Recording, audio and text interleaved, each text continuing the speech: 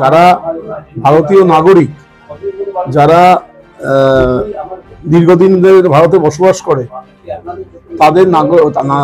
তাদের ভোটার লিস্টে নাম থাকবে, এটা আমাদের দাবি। এবং নির্বাচন কমিশন এসআইআরটা এই কারণেই করেছে যে আমাদের প্রায় 23 বছর বাদে এটা হচ্ছে, 2002 সালে শেষ হয়েছিল। তো বৈধ ভোটাররা যাতে ভোট দিতে পারে বা তাদের নাম ভোটার লিস্টে থাকে, তার জন্যই এই এসআইআর। এবং নির্বাচন কমিশন এটা একটা ধারাবাহিক প্রক্রিয়া, এর আগেও হয়েছে, এর পরেও হবে।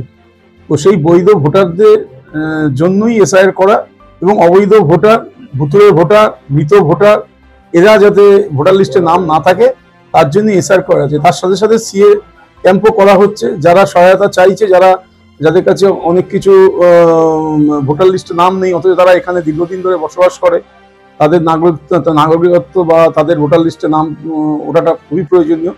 এই জন্য দুটো মিলিয়ে এখন আমাদের আজকে সিএ ক্যাম্পটা এখানে চালু করলাম। আপনারা কেমন সাড়া পাচ্ছেন?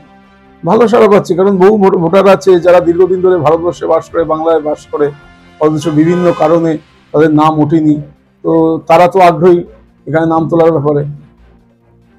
তাদের যাদের নাম ওঠেনি, নাম ওঠার জন্য মানে আপনার কি করতে হবে? যেগুলো নিয়ম করা হয়েছে, যে যাদের নাম ভোটার লিস্টে নেই অথচ তারা দীর্ঘদিন ধরে এখানে বসবাস করে, তাদের জন্য যে সমস্ত ক্রাইটেরিয়া দেওয়া হয়েছে সেগুলো পূরণ করতে করে যদি স্বরাষ্ট্র দপ্তর স্যাটিসফাই হয়, তখন তাদের নাম উঠবে। এটা সম্পূর্ণ প্রশাসনিক ব্যাপার, সরকারের ব্যাপার। এখানে আমরা শুধুমাত্র মানুষকে সাহায্য করার জন্যই ক্যাম্পটা খুলেছি। আমাদের যে এসআইআর এর ব্যাপারে জিজ্ঞেস করছেন, এসআইআরটা একটা খুব সুন্দর, একদম পরিচ্ছন্ন একটা সুব্যবস্থা।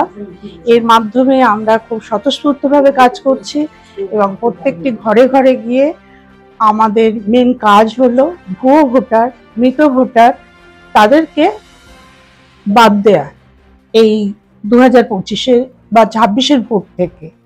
বা যারা আননোন পার্সেন্ট হঠাৎ করে এসে আমাদের এই ভারত বা বাংলা দখল করেছে, তাদেরকে আমরা তাড়ানোর চেষ্টা করছি, এবং সেটা আমরা বেশ খানিকটা পারছি আর কি, মানে খুব সুন্দরভাবেই পারছি।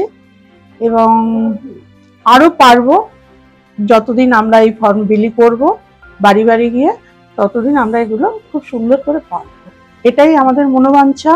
এবং সরকারের বা মোদিজি আমাদের এই নির্দেশই দিয়েছেন, আমরা সেই নির্দেশিকা পদে পদে পালন করে চলেছি, এবং সেটাকে আমরা একদম স্বতঃস্ফূর্তভাবে করছি, এবং আমরা আরো ভবিষ্যতে আমাদের সাংগঠনিকভাবে সেটা করে চলছি বা চলবো। এটাই আমাদের মনোবাঞ্ছা।